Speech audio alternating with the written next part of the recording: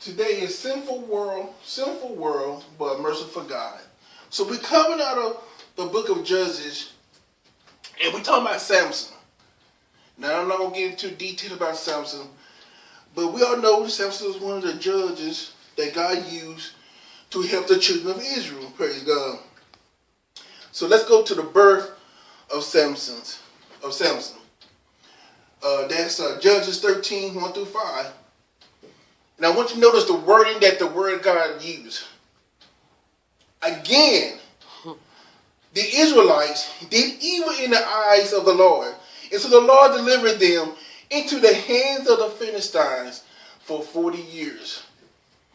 I know that's like, man, as I was doing my study, I was like, man, Israel, what's going on?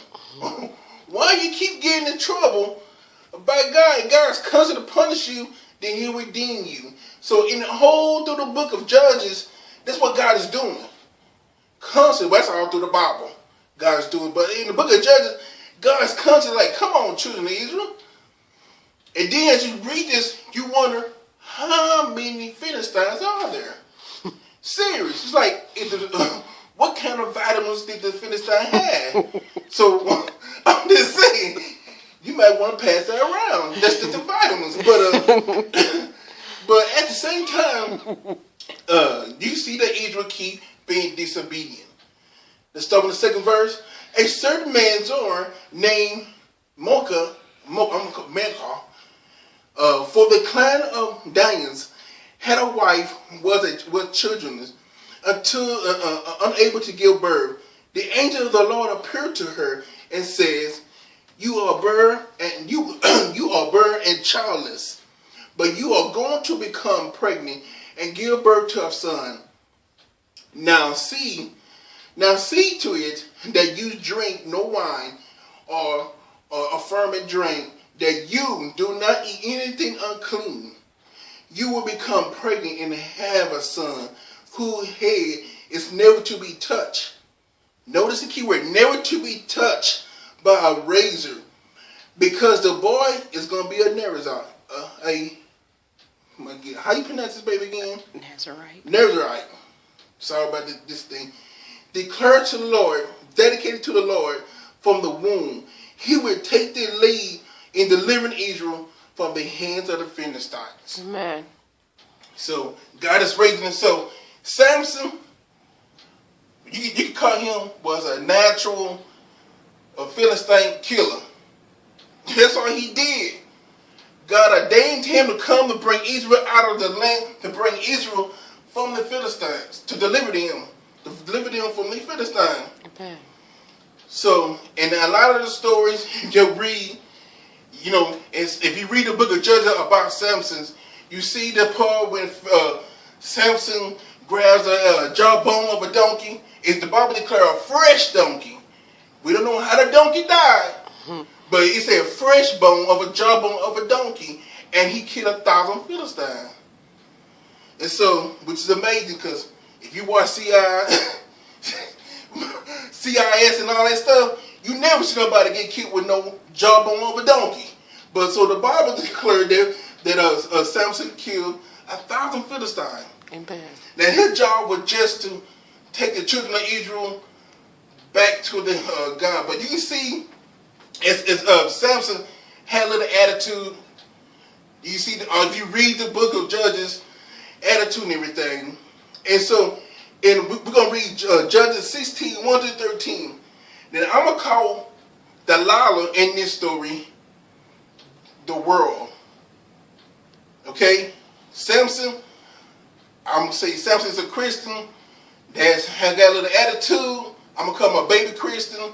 But he's doing the will of God, but he got a little attitude, and he's stubborn and disobedient. Kind of like the children of Israel. Let's go. One day Samson went to Gaza, where he saw a prostitute. And he went in to spend the night with her. And the people of Gaza was told, Samson is here. So they surrounded the place and laid in wait for him all the night at the city gate. They made no move during the night, saying at dawn we would kill him. But Samson lay there on until midnight, until the middle of the night.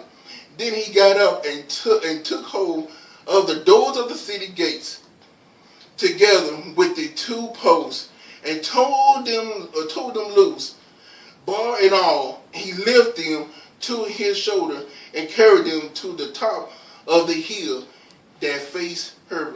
Now, I don't understand. If you are laying wait to kill somebody in the morning, and you supposed to be surrounding a person, what? How deep was your sleep for a man to tear down the city gates and posts, and you not hear it? If you are in a military anything, I don't need you, because that's ridiculous. Verse number 4.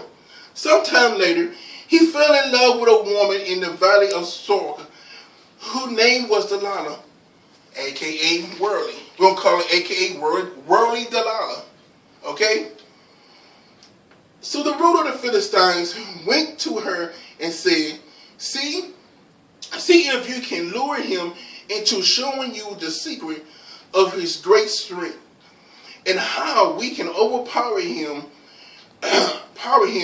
so we may tie him up and subdue him, and each of us will give you 1,100 shillings of silver.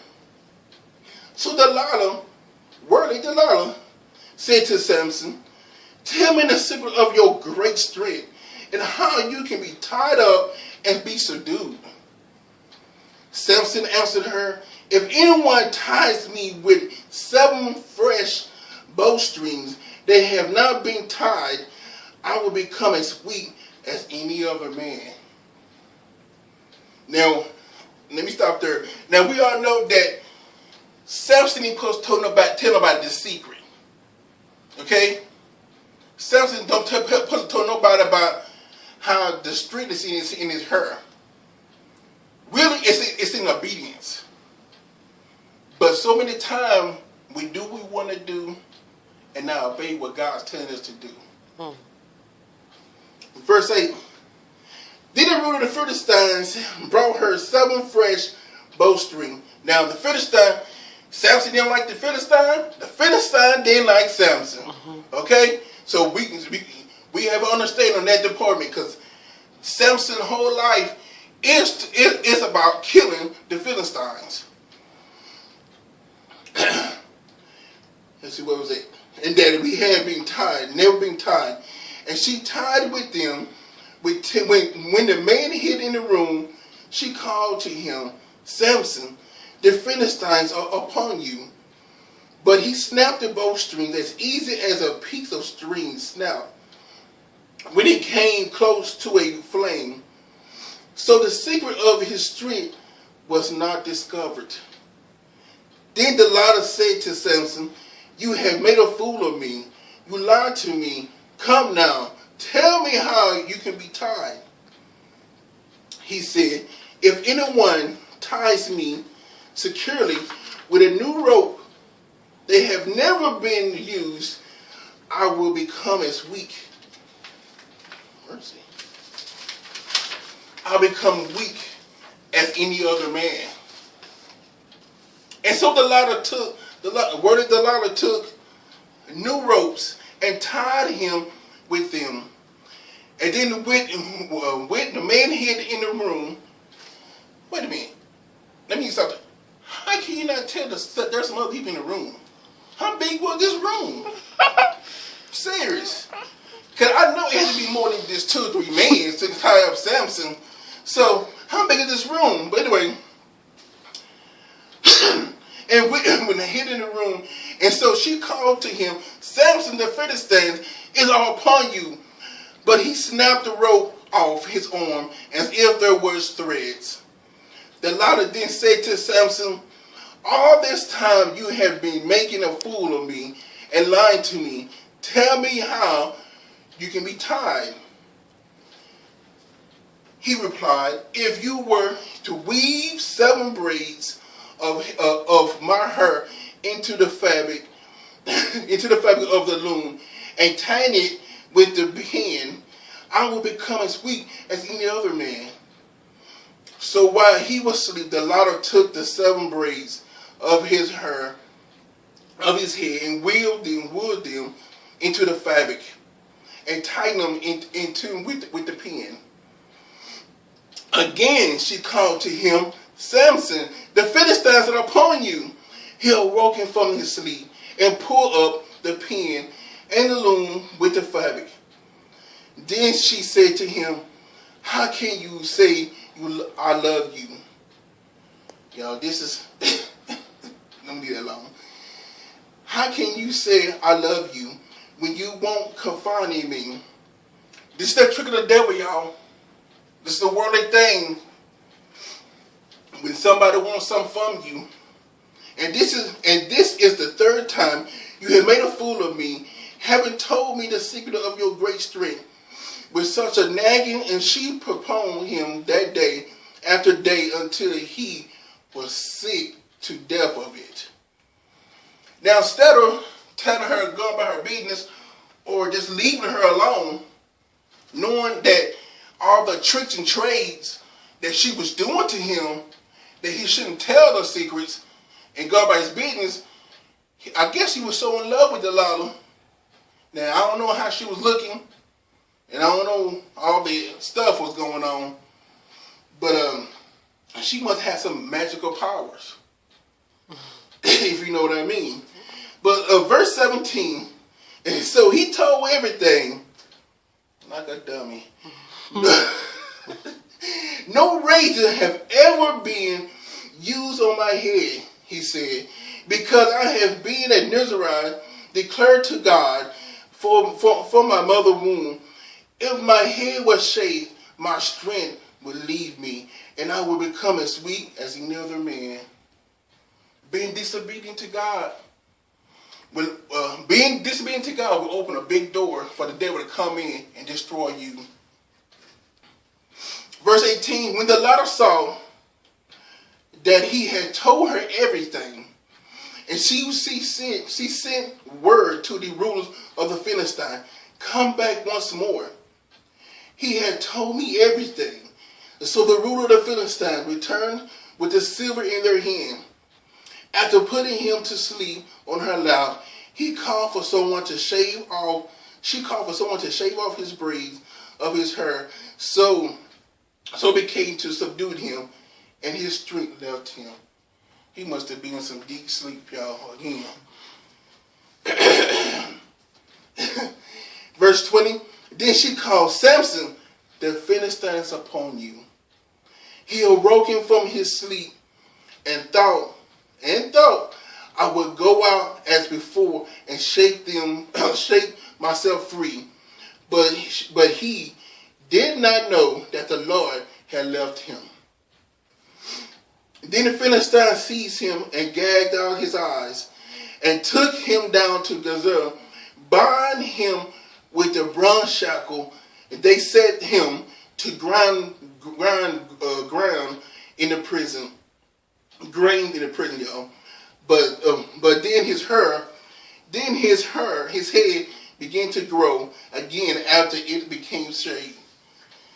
So we look at the story of Samson.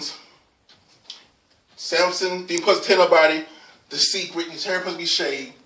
Being disobedient to what God told him to do. Fell in love with a prostitute. Okay? She wasn't no good. I call her worldly. Sold him out for some silver. And so we see Samson suffer because of his disobedience.